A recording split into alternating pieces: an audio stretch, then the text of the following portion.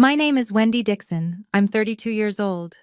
3 weeks ago, my parents stood up at their 40th wedding anniversary dinner and announced to 30 guests, "We're taking the whole family to Hawaii next week for another celebration." Everyone clapped. My sister squealed with excitement. I smiled, already imagining palm trees and ocean breezes, my first real vacation in years. Then I made the mistake of asking a simple question. What time is our flight? My father looked at me like I'd spoken a foreign language. My mother's smile tightened, and in front of every guest in that room, my dad said, "You don't need to know, Wendy. You're not part of this trip. Someone has to stay behind and take care of the kids." 30 pairs of eyes. 30 witnesses to the moment my family told me I wasn't really family at all.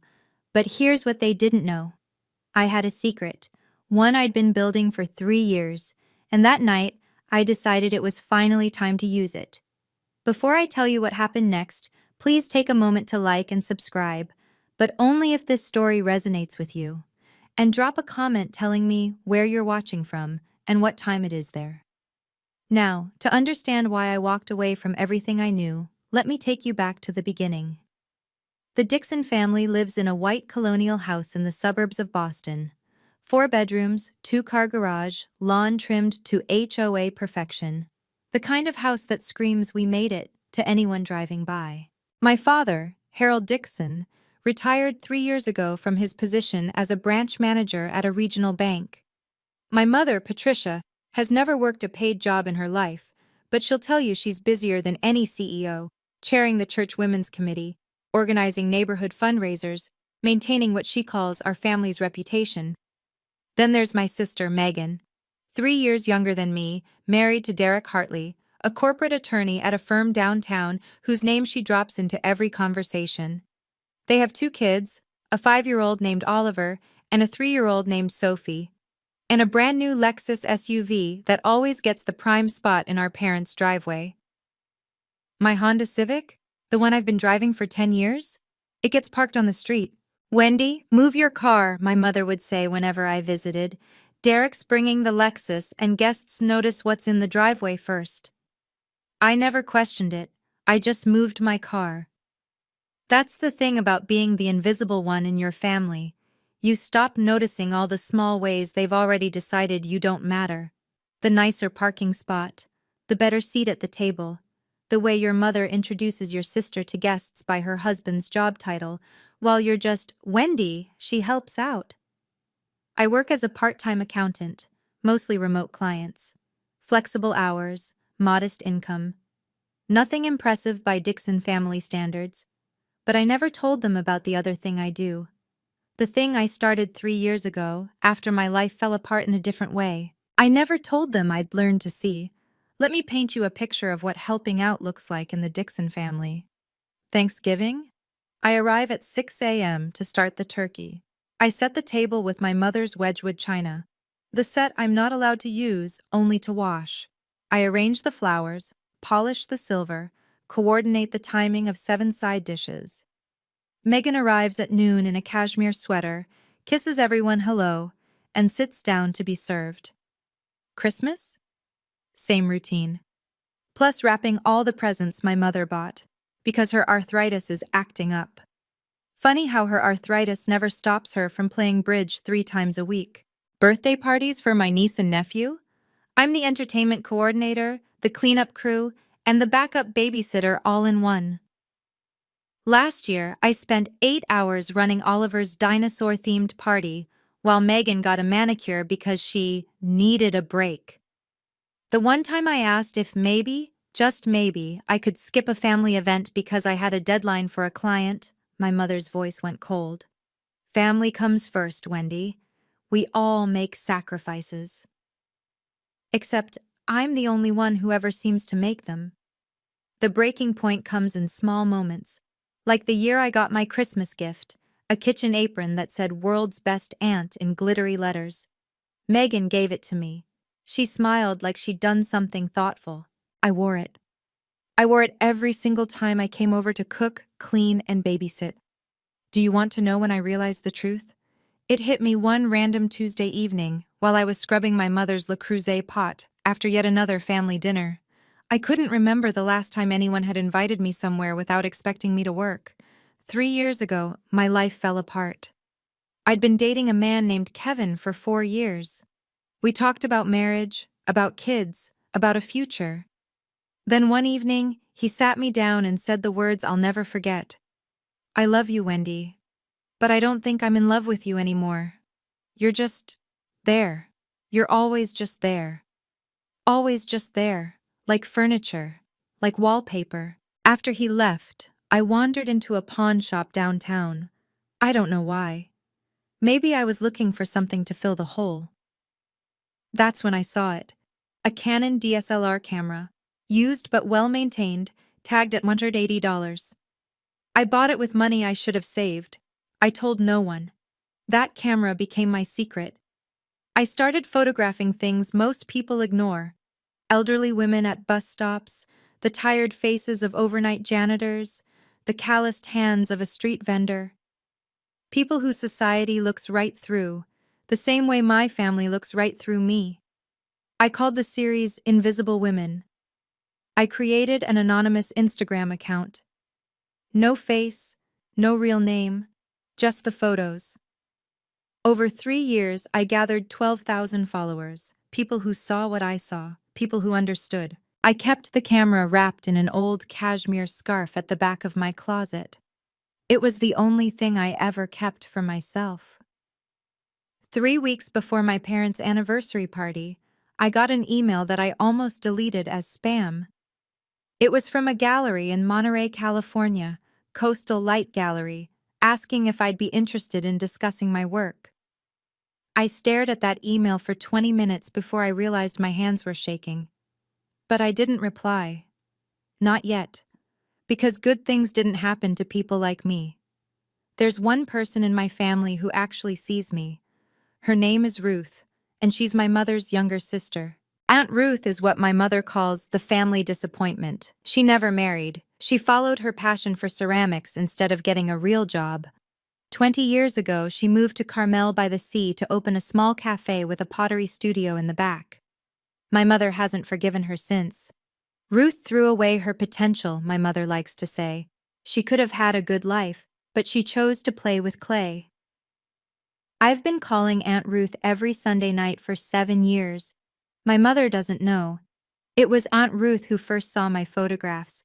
I'd sent her one, just one testing the waters, and her response made me cry. Wendy, this is extraordinary. You have a gift. Nobody had ever called anything I did extraordinary. She was the one who encouraged me to keep shooting, to keep posting. And she was the one who 3 weeks before my parents' anniversary said something that changed everything. Wendy, I hope you don't mind, but I sent your Instagram link to someone, a gallery owner I know in Monterey. His name is Marcus Coleman. He's looking for emerging artists. I nearly dropped the phone. Aunt Ruth, that's the gallery that emailed me. I know, sweetheart, he told me. He wants to talk to you about a solo exhibition. Silence, my heart pounding. But that's real. That's an actual career thing. Yes, it is. Her voice was gentle but firm. And you deserve it. You don't need anyone's permission to pursue what you love. I learned that lesson late. You don't have to. That night, I replied to Marcus Coleman's email. Now let me bring you to the night that changed everything. My parents' 40th wedding anniversary. A milestone worthy of a party, according to my mother, which meant 30 guests, a catered menu that I would assist with to save money, and an evening of celebrating the Dixon family's 4 decades of picture-perfect marriage. The preparation started a week before. I took 3 days off from my accounting clients to help set up. I ordered flowers, white roses and peonies, per my mother's specifications. I hand-wrote 60 place cards in the calligraphy she insisted upon. I coordinated with the caterer, pressed the tablecloths, polished the Waterford crystal glasses that had been a wedding gift 40 years ago. On the day of the party, I arrived at 7 a.m. I wore jeans and a t-shirt because there was no point dressing up when I'd be in the kitchen for the next 10 hours. By 6 p.m., the house looked perfect. Candles glowed on every surface. The dining table stretched across the living room, set for 30 with my mother's finest china. I had changed into a simple black dress, nothing fancy, nothing that would draw attention. Wendy! My mother's voice caught me in the hallway. She looked me up and down, frowning. Is that what you're wearing? It's black. I thought it was appropriate. It's fine, I suppose. Just stay in the background. Today is about your father and me. I nodded. I always nodded. Guests began arriving at 7. The men in sports coats, the women in cocktail dresses, old colleagues, church friends, neighbors whose lawns were as immaculate as ours. 30 people who thought they knew the Dixon family. None of them knew me at all, and in 3 hours, that wouldn't matter anymore. Megan arrived at 7:15, perfectly timed for maximum impact. She swept through the front door in a red wrap dress. Diane von Furstenberg, she'd announced to anyone who asked, with Derek behind her in a charcoal suit and their 2 children dressed like catalog models. My mother rushed to embrace her, exclaiming over how beautiful she looked, how handsome Derek was, how precious the grandchildren were. I watched from the kitchen doorway, holding a tray of bruschetta. Everyone, you remember my daughter Megan and her husband Derek? My mother announced to the room. Derek's a partner at Whitmore & Associates. They just made him partner last year. We're so proud. Applause, smiles, congratulations. My mother never mentioned that I was the one who'd done Derek's taxes for 3 years, free of charge naturally. I circulated with appetizers, refilled wine glasses, answered questions from guests who didn't recognize me. Are you with the catering company? One woman asked, reaching for a crab cake. Before I could answer, my mother appeared. Oh, that's Wendy, my other daughter. She's helping out tonight. The woman smiled politely and turned away. My mother didn't notice. She never noticed. At one point, Derek approached me with Sophie squirming in his arms and Oliver tugging at his jacket. Hey, can you take them? Megan and I need to mingle.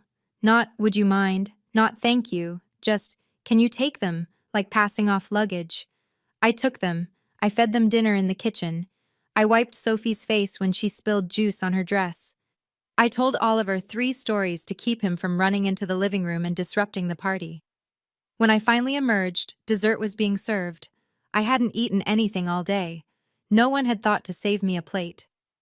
The announcement came at 9 o'clock, right after my mother's tiramisu was served. My father stood up, tapping his champagne glass with a fork. The room fell silent. 30 faces turned toward him with expectant smiles. Patricia and I want to thank you all for being here tonight, he began, his voice warm with rehearsed charm. 40 years of marriage, 4 decades of building this family, this life, this home. My mother beamed beside him. Megan reached for Derek's hand. I stood near the kitchen doorway, still holding a dirty dessert plate. And to celebrate this milestone, my father continued, we have a surprise announcement. He paused for effect. My mother's eyes sparkled. Next week, we're taking the whole family to Hawaii. 1 week at the Four Seasons in Maui. A second celebration, just the Dixons. The room erupted in appreciative murmurs. How wonderful. What a gift. You two deserve it, Megan actually squealed. Dad, that's amazing! The kids are going to love it! I felt something lift in my chest.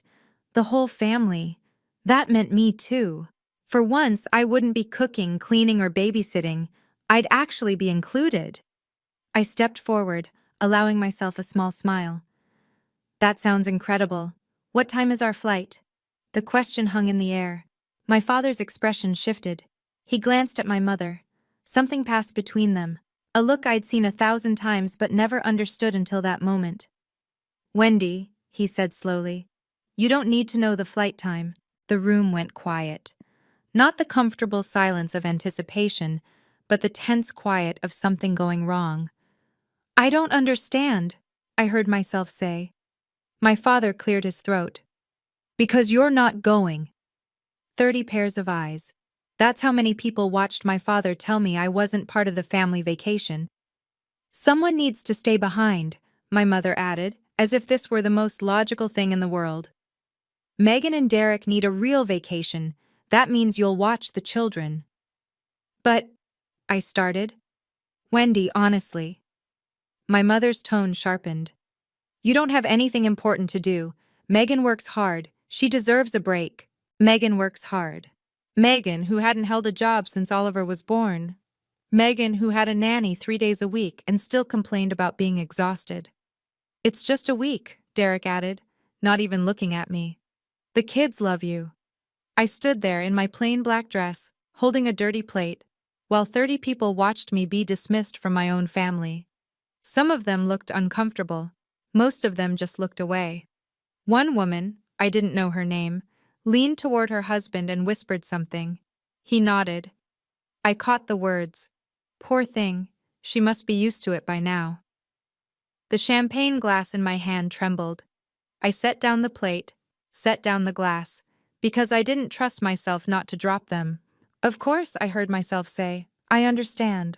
I smiled, the smile I'd learned to wear after 32 years of being the one who helps out, the one who doesn't complain, the one who is always, always just there. But something inside me had finally cracked. Not broken.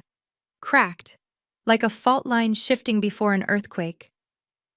I excused myself to the kitchen. I leaned against the counter and closed my eyes. And for the first time in my life, I started making a different kind of plan. The party continued without me. Of course it did. I stayed in the kitchen, mechanically washing dishes, while laughter and conversation drifted in from the living room. At some point, Megan appeared, her red dress swishing against the doorframe. Wendy, don't be upset, she said, reaching for my arm. You know how it is. Derek and I really need this time together. It's been so stressful lately with the kids. I kept washing. I understand. Besides, you're so good with Oliver and Sophie. They'll barely notice we're gone. I rinsed a champagne glass, set it in the drying rack, said nothing. Megan sighed, the way she always does when she thinks I'm being difficult. Look, it's just a week. And you don't have, like, a boyfriend or anything tying you down. Your schedule is flexible. Flexible. That word again. As if my time had no value because I chose how to spend it. Derek made a list, she continued, pulling out her phone. Their schedules, food allergies. Sophie can't have strawberries, remember? And there's this new thing with Oliver's ear. He might need drops. I'll text you everything. She didn't ask if I was willing. She just assumed. That's when Derek appeared, loosening his tie. All sorted? Great. We're heading out early tomorrow to pack. Megan, your mother wants photos before we leave. They were gone before I could respond. Not that I would have. Not that I ever did. But as I stood there alone in my mother's kitchen, staring at the list of instructions Megan had just texted me, a single thought crystallized in my mind. They don't see me as family, they see me as staff, and staff can resign. It was almost midnight when I found the emails. The last guests had finally left. My parents had gone to bed, exhausted from accepting 40 years' worth of congratulations. I was alone in the living room, folding tablecloths, when I realized I needed to send a file to a client whose deadline I'd pushed back for this party. My laptop was at home. My mother's was on the kitchen counter. She won't mind, I told myself. She'd borrowed my things 1,000 times without asking. I opened the laptop. Safari was already running, and there it was. My mother's Gmail, still logged in. I should have clicked away immediately. I should have minded my own business. But I saw my name in the subject line of a recent thread. Hawaii arrangements, Wendy situation. My finger hovered over the trackpad. I knew I shouldn't. I knew whatever I found would hurt. I clicked anyway. The thread was between my mother and Megan, starting a week before the party. From Patricia Dixon. To Megan Hartley. Keep Wendy here to watch the kids. She doesn't have anything important to do anyway. Derek was right. It's like having free help. She should be grateful we give her something to do. And Megan's reply. Totally agree, Mom. She'll probably feel useful for once. It's kind of sad, honestly, but at least it works out for us. I read those words 3 times to make sure I understood them. Free help. She should be grateful. Kind of sad. I took screenshots. I emailed them to myself. I deleted my email from the sent folder and cleared the browser history. Then I sat in my mother's dark kitchen, in the house where I'd grown up, and finally let myself understand exactly what I was to them. I drove home at 1 in the morning through empty streets. My apartment was small, a one-bedroom in a building that hadn't been updated since the 90s. Beige carpet, white walls, furniture I'd bought secondhand. My mother had called it depressing the one time she visited, but it was mine, the only space where I could breathe. I sat in the darkness for a long time, staring at my phone. The email from Marcus Coleman glowed on the screen, the one I'd answered but never followed up on. We'd exchanged a few messages about a potential meeting. He wanted to see my full portfolio in person. He was excited about the series. I could go. I could actually go. I picked up my phone and called the only person who would understand. Aunt Ruth answered on the second ring, even though it was past midnight. "Wendy, what's wrong?" I told her everything. The announcement, the humiliation, the emails. My voice cracked exactly once when I read aloud the words "free help." When I finished, there was silence on the line. Then Aunt Ruth said something I'll never forget. "Wendy, I have a spare room above the cafe. I need help with the morning shift anyway. And that gallery? It's 20 minutes from my place." "Aunt Ruth, I can't just—" "Yes, you can. You can leave. You can choose yourself for once. The only person stopping you is you." I hung up at 2 in the morning. By 6, I'd started packing. 3 suitcases. My camera equipment, my laptop, the cashmere scarf that had wrapped my Canon for 3 years. I left behind the world's best aunt apron. For the first time in 32 years, I was choosing myself. If you've made it this far, I want to ask you something. Have you ever had to choose between your family and yourself? Have you ever stood at a crossroads where staying meant losing who you were? Tell me in the comments, what would you do? Would you stay and endure it, or would you leave? And if this story matters to you, please hit that like button. Now let me tell you what happened when I told them I was leaving. 2 days before my family's Hawaii trip, I drove to my parents' house one last time. My mother was in the living room, coordinating outfits for the vacation. Megan sat on the couch, scrolling through resort reviews. Derek was somewhere upstairs, probably on a work call. My father was reading the paper in his armchair, the way he always did, present in body, absent in attention. "I need to tell you something," I said from the doorway. My mother barely looked up. "If it's about the children's schedule, Megan already sent it to you." "It's not about that." I steadied my voice. "I'm not watching the kids. I won't be available." That got their attention. Megan's head snapped up. My mother's hands froze over a pile of sundresses. "What do you mean, not available?" my mother asked. "I have a work opportunity in California. I'm leaving tomorrow." "California?" My father lowered his newspaper.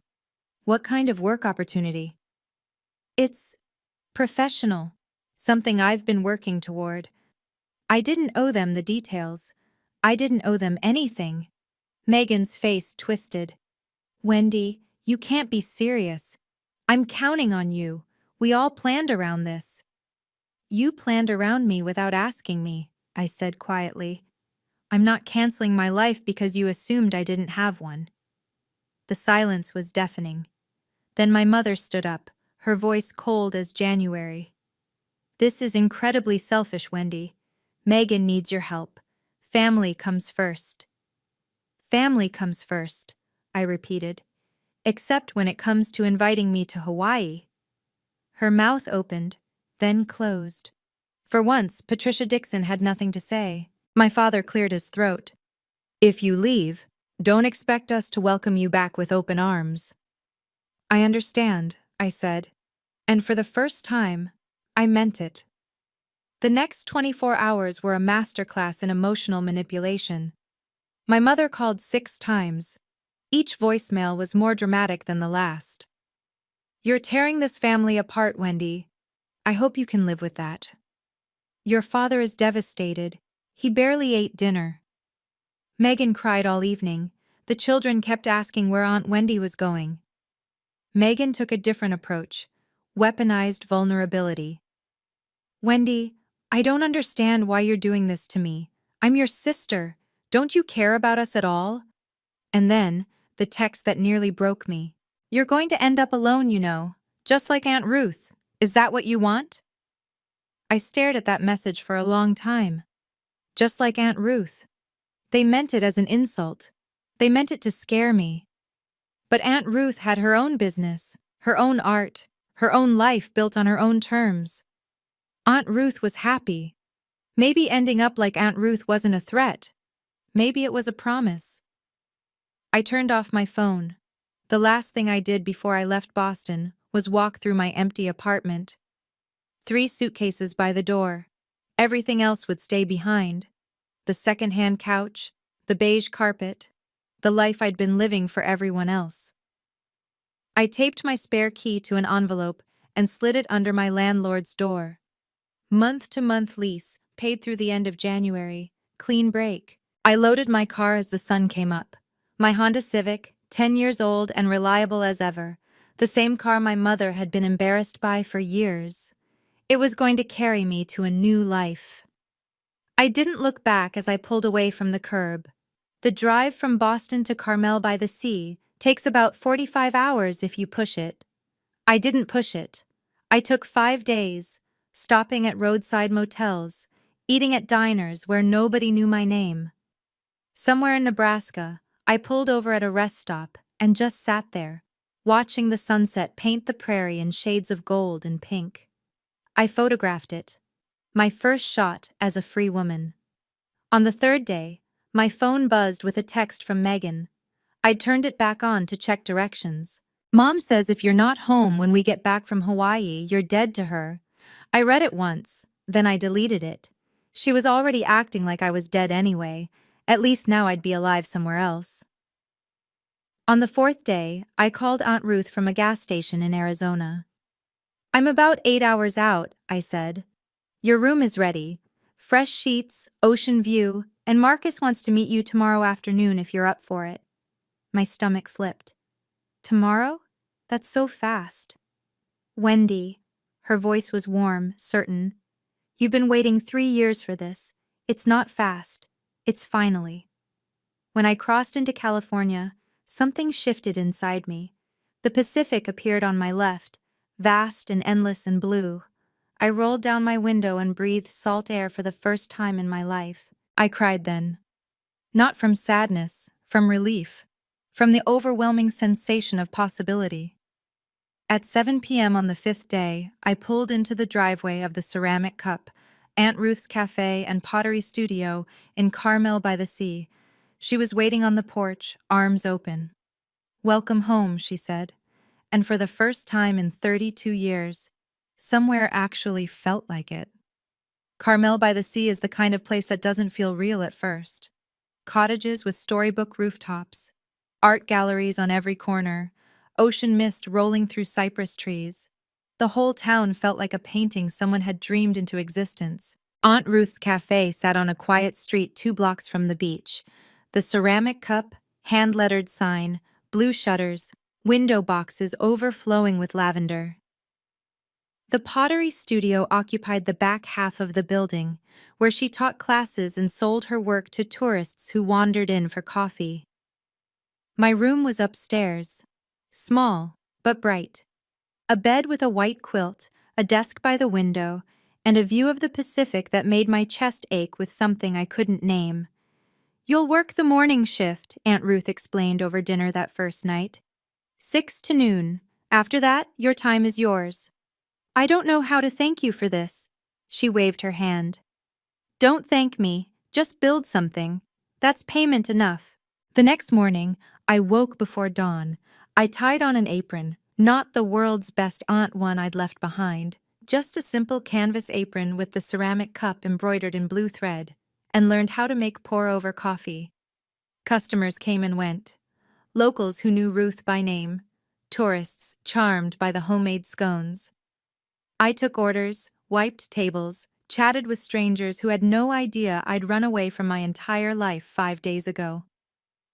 By noon, I'd made $37 in tips. I'd smiled more than I had in months. And at 2 o'clock, I had an appointment at Coastal Light Gallery. I showered, changed into the nicest dress I owned, and walked 3 blocks to meet the man who might change everything. Marcus Coleman looked nothing like I expected. I'd imagined someone intimidating, slicked back hair, designer suit, the kind of gallery owner who made artists feel small. Instead, the man who greeted me at Coastal Light Gallery was tall and weathered, with silver hair and kind eyes.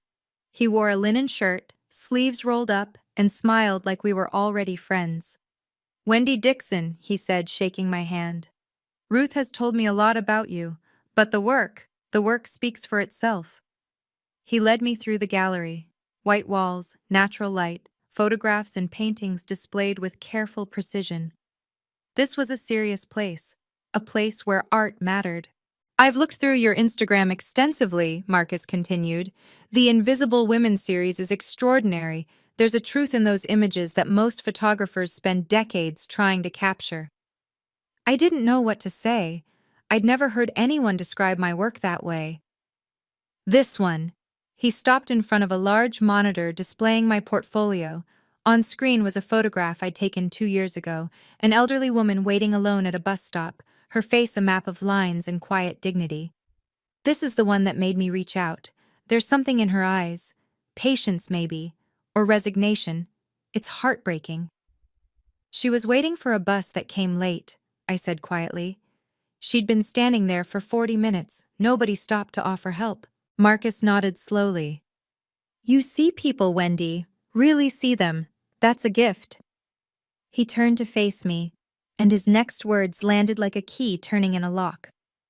"I'd like to offer you a solo exhibition, 15 pieces, opening in 6 weeks. We'll cover printing, framing, and marketing. You keep 60% of all sales." I signed the contract on a Tuesday afternoon, sitting at Marcus's desk, with sunlight streaming through the gallery windows. The document was simple: 15 photographs. Opening night scheduled for late August. Coastal Light Gallery would handle production costs, printing, framing, installation, marketing materials. I would receive 60% of all sales revenue, with the gallery retaining 40% as commission. "Standard terms," Marcus assured me. "Fair terms." But as I read through the pages, my hands started to shake. "Take your time," Marcus said gently. "This is a big step." It wasn't the business terms that overwhelmed me. It was seeing my name printed in official type. Artist, Wendy Dixon.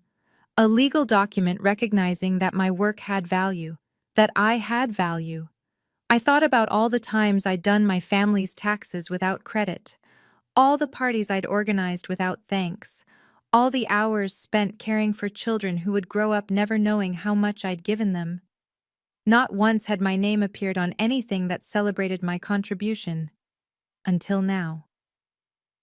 "The exhibition title," Marcus said, pointing to a line near the bottom.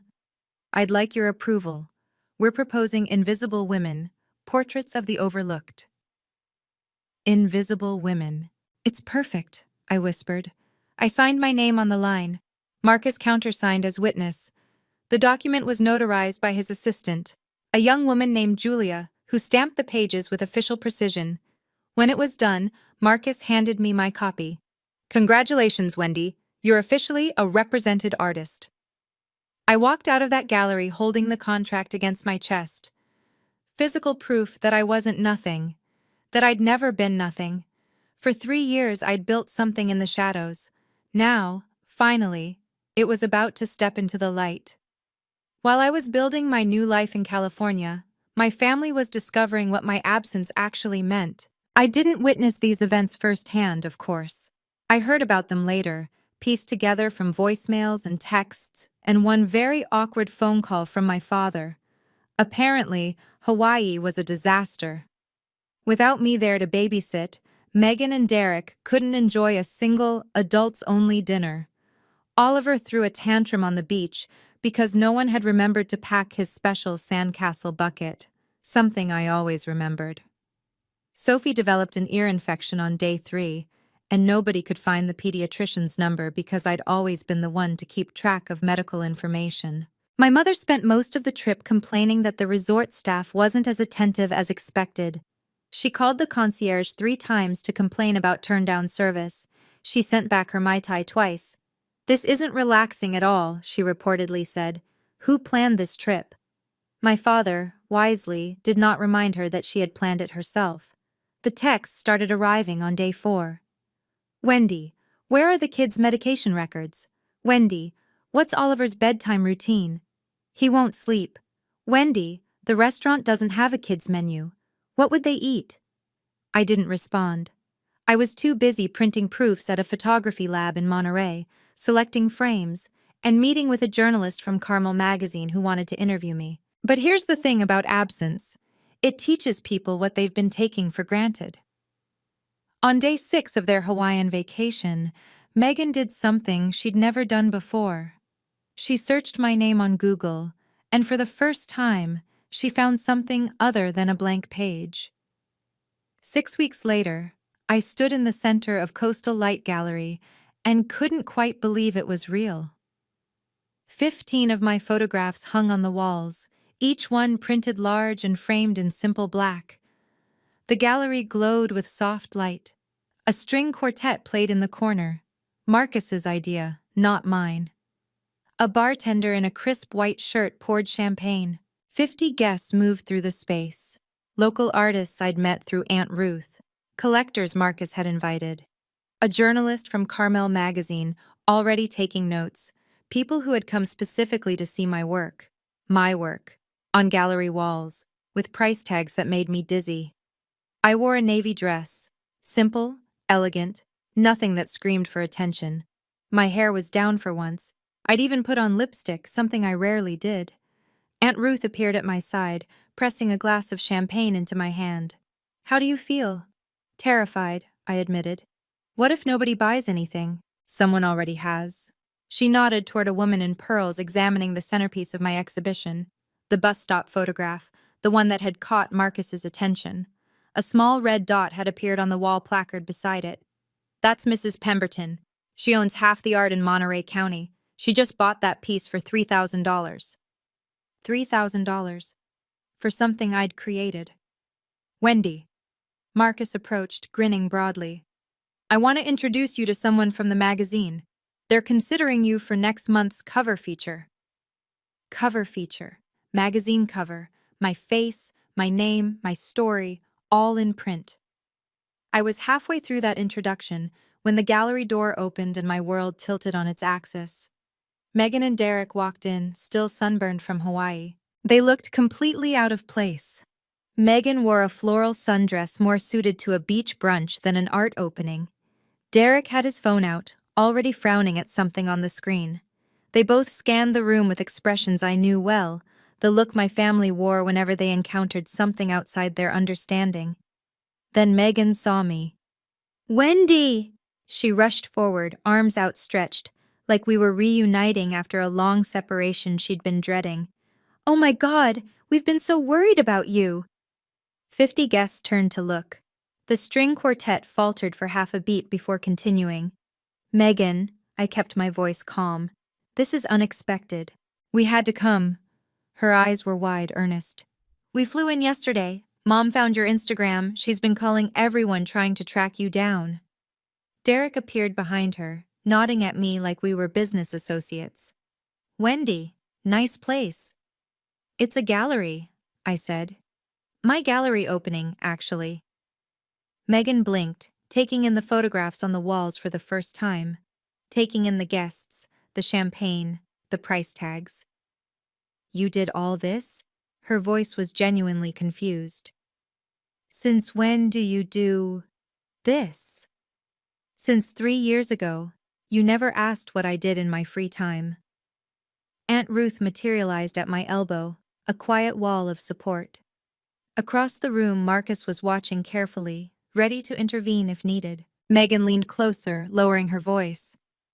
"Wendy, I have news. I'm pregnant again. Number 3. And I really need you to come home. Derek's work is crazy right now. Mom's not helpful with the kids. I need you. There it was. Not an apology, not congratulations on the exhibition, just need. Always, always their need. The words hung in the air between us. I need you. How many times had I heard that phrase? How many times had I dropped everything, rearranged my life, made myself small enough to fit into the space they'd carved out for me? Megan, I said quietly, I'm in the middle of my opening night. I know, and this is lovely, really. She waved her hand at my life's work like it was a cute hobby. But we can talk about that later. Right now, I need to know when you're coming back. She's not coming back. Aunt Ruth's voice cut through like a blade. She lives here now. Derek stepped forward, irritation flickering across his face. With all due respect, Ruth, this is family business. Family business? Aunt Ruth laughed. A short, sharp sound. You mean the family that uninvited her from vacation and called her free help in emails she wasn't supposed to see? Megan went pale. Around us, guests had stopped pretending not to listen. The journalist from Carmel magazine. I noticed her pen moving rapidly across her notepad. That's not... We didn't mean it like that, Megan stammered. How exactly did you mean it? This came from Mrs. Pemberton, the collector who'd just purchased my photograph. She stood nearby, champagne in hand, watching the scene unfold with undisguised interest. I'm sorry, Derek said tightly. Who are you? Someone who just paid $3,000 for that young woman's art. Mrs. Pemberton nodded toward my bus stop photograph. And someone who's very curious why her family seems to think she should abandon her career to be a babysitter. The temperature in the room dropped 10 degrees.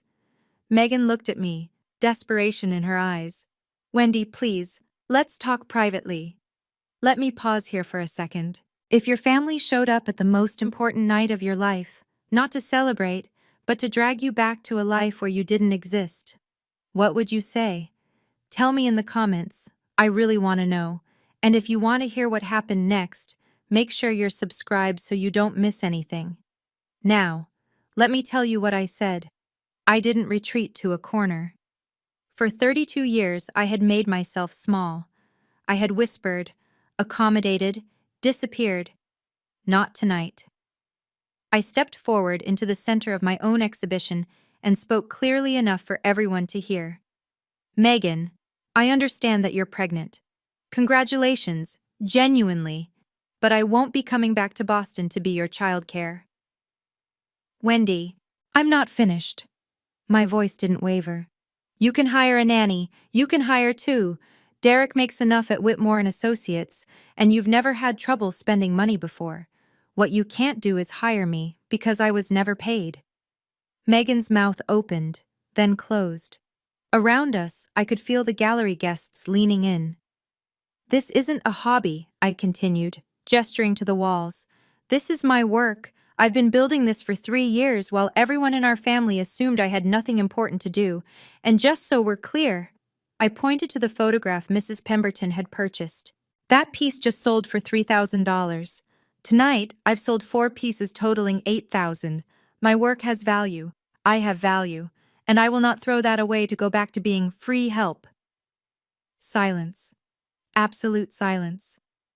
Derek coughed uncomfortably. Megan's eyes were filling with tears, real ones this time, I thought, not the performative kind. Then Marcus started to clap. Aunt Ruth joined him. Mrs. Pemberton raised her champagne glass in a silent toast. One by one, the other guests followed. Applause rippled through the gallery. Not for my photographs, for me. For the moment I finally stood up and said enough. I didn't smile triumphantly. I didn't gloat. I simply looked at my sister and said, I hope your pregnancy goes well.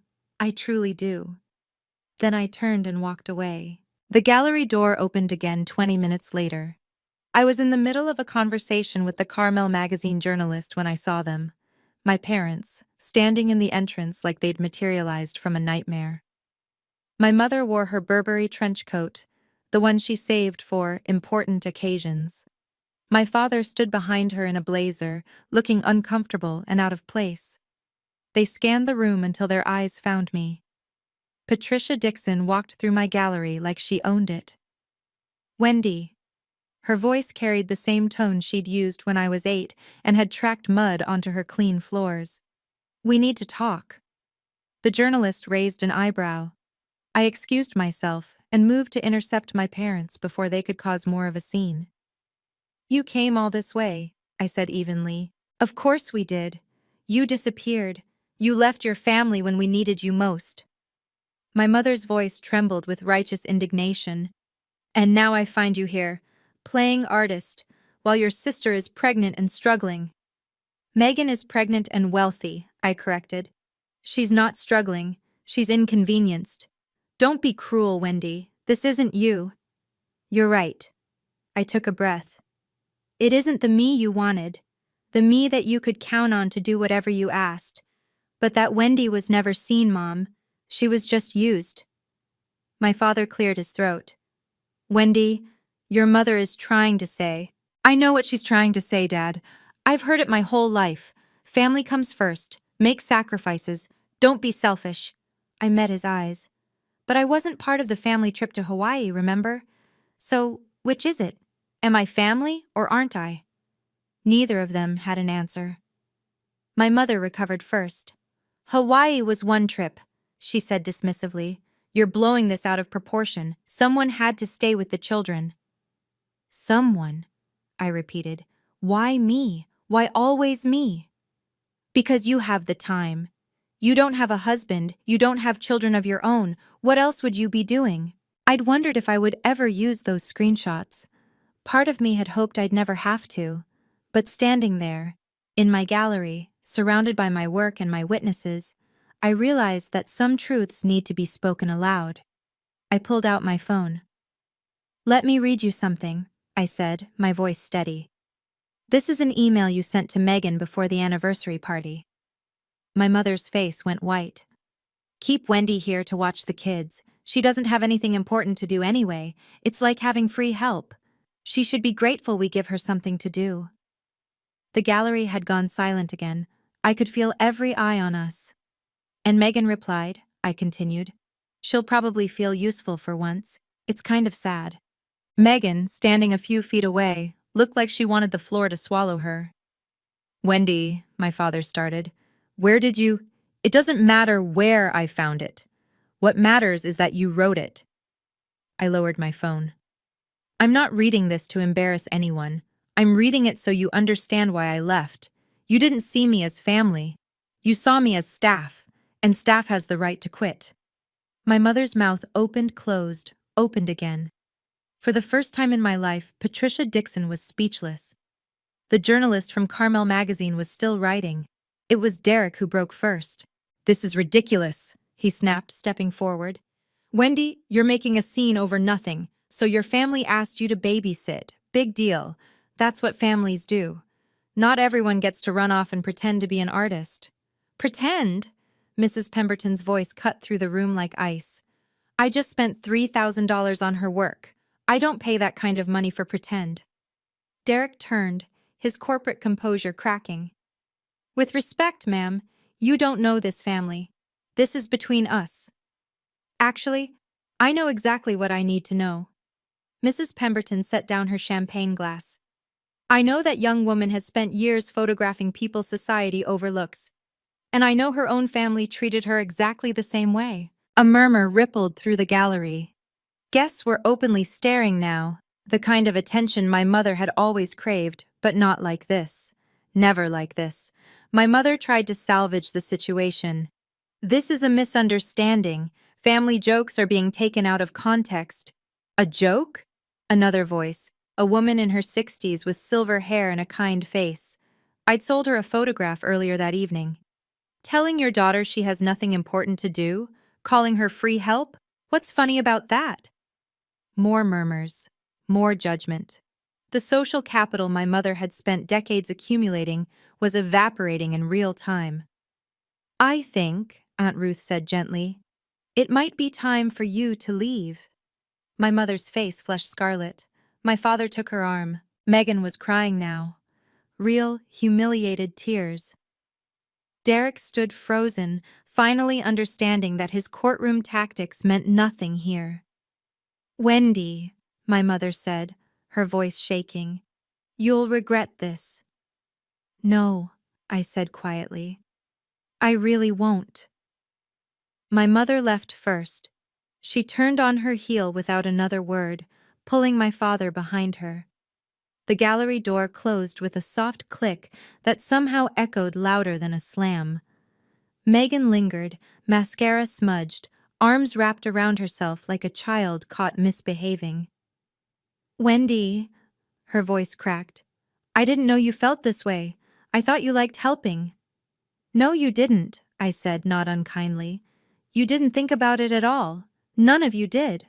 Derek put a hand on Megan's shoulder. For once, he said nothing. Maybe he'd finally run out of arguments. "I hope your pregnancy is healthy," I added. "I hope your kids are happy. But I won't be their live-in aunt anymore. If you want to be in my life, it has to be different. It has to be equal." Megan nodded, tears streaming. "I understand." I wasn't sure she did. But it wasn't my job to make her understand anymore. They left through the same door our parents had used. The gallery let out a collective breath. Aunt Ruth appeared beside me, wrapping an arm around my shoulders. "You okay?" "I think so." I let out a shaky laugh. "I just told off my entire family in public, at my own art show." "You did, and you were magnificent." Marcus approached, pressing a fresh glass of champagne into my hand. "For what it's worth, I've been doing this for 20 years, never seen an opening night quite like this one." "Is that good or bad?" He smiled. "Let's just say everyone here is going to remember your name, and that, Wendy Dixon, is exactly what an artist needs." I looked around at my photographs, my gallery, my new life. For once, I didn't feel invisible. By the time the gallery closed that night, I had sold 8 of 15 photographs. 8 pieces, $14,000 in total sales. 8,400 would go to me. 60%, just like the contract promised. Marcus handed me the printout of the evening's transactions as the last guest filtered out. Not bad for an opening night, especially one with unexpected family drama. I stared at the numbers. $8,400. More than I'd made in 3 months of part-time accounting work. "Mrs. Pemberton wants to commission a piece," Marcus continued. "She has a vacation home in Big Sur, wants you to photograph the coastline." "A commission?" "Private collectors often work that way. She liked your eye. She wants to see what you do with her landscape." He handed me a business card. "Her assistant's contact. Call them next week." I tucked the card carefully into my clutch, next to my copy of the gallery contract. "And the magazine interview," Marcus added. "Susan said she has enough material for a feature. They're considering you for next month's cover." Cover? Of an actual magazine, with my name and my face and my story. Aunt Ruth helped me carry the unsold photographs back to my room above the cafe that night. 7 pieces, still waiting for the right buyers. But 7 was better than 15. 7 meant people had seen value in what I created. I set the check on my desk, the first check I'd ever received for my art, and photographed it. Not to post anywhere, just to remember. Payable to Wendy Dixon. $8,400. Proof.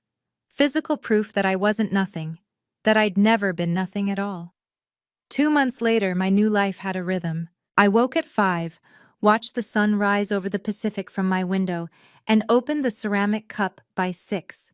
Morning shift until noon, pouring coffee, chatting with regulars, learning the names of locals who now recognized me as Ruth's niece, the photographer. Afternoons belonged to my work. I'd rented a small studio space 3 blocks from the cafe, just big enough for my editing equipment and a printing station. The gallery exhibition had closed, but Marcus had already scheduled another show for spring. This time, a series called Boundaries, photographs of edges, thresholds, the spaces between belonging and being alone. It felt right. The magazine article came out in October. My face on the cover of Carmel magazine, next to the headline, "The Artist Who Learned to See Herself." The article told my story, edited, of course, with names changed to protect the innocent and the guilty alike. But the truth was there. The invisibility, the breaking point, the choice. People reached out. Women who'd been the family helper, the reliable one, the one everyone forgot to thank. Their messages filled my inbox like a chorus of recognition. I thought I was the only one. "You gave me permission to leave. Thank you for showing me it's possible." My family reached out too, eventually. Megan texted after the baby was born. A girl named Charlotte. She sent a photo, I sent congratulations and a gift card, nothing more. My mother called once, I didn't answer. She left a voicemail asking if I'd gotten this out of my system yet. I deleted it. But my father surprised me. His email arrived on a Tuesday evening, 3 sentences long. "Wendy, I saw the magazine. I'm proud of you." That one I kept. Today, I'm sitting in my studio looking out at the Pacific. The Canon camera I bought from that pawn shop still sits on my shelf, older now, battered, but still working. Next to it sits a newer model, one I purchased with money I earned from my art. Both cameras matter. One reminded me to see, the other proves that people saw me back. My second exhibition opens next month. Boundaries. 15 new photographs, each one exploring the edges of connection, where family ends and self begins, where obligation crosses into exploitation, where love becomes something else entirely. I think it might be my best work yet. Aunt Ruth stops by every morning with coffee and commentary. Marcus checks in weekly with updates about collectors and opportunities. The ceramic cup regulars have started requesting the photographer's table by the window, where I sometimes edit photos between customers. I'm not rich, I'm not famous, but I'm seen, and that's enough. As for my family, we exist in a new configuration now. Christmas cards, birthday texts, the occasional update about the children. Civil, distant, healthier than before. I haven't been back to Boston. Maybe someday I will. But only as a visitor, never as the help. The other day I was going through old photographs and found one I'd taken years ago. A self-portrait, shot in the mirror of my Boston apartment, back when I was still invisible. The woman in that photo looked tired, defeated, like she was waiting for permission to exist. I deleted it. That woman is gone now. In her place is someone who takes up space, who creates beautiful things, who says no when she means no, and yes only when she chooses. Someone who finally let herself be seen. That's the real story. Not revenge, not triumph, just freedom. From a psychological perspective, Wendy's story illustrates something called parentification. When a child, often the eldest, takes on adult responsibilities without recognition or reciprocity. She also occupied the scapegoat role, the family member whose needs are consistently deprioritized, while a golden child, Megan, receives endless attention and resources. Here's what I want you to take away from this. Setting boundaries isn't betrayal. It's not abandonment. It's the recognition that you cannot pour from an empty cup, and that the people who truly love you won't ask you to. If you're in a situation like Wendy's, remember, your worth isn't measured by how useful you are to others. It's inherent. It was always there. And sometimes, the bravest thing you can do isn't fight back. It's walk away, build something of your own. Let your life speak louder than any argument ever could. You deserve that. We all do. Until next time, take care of yourself.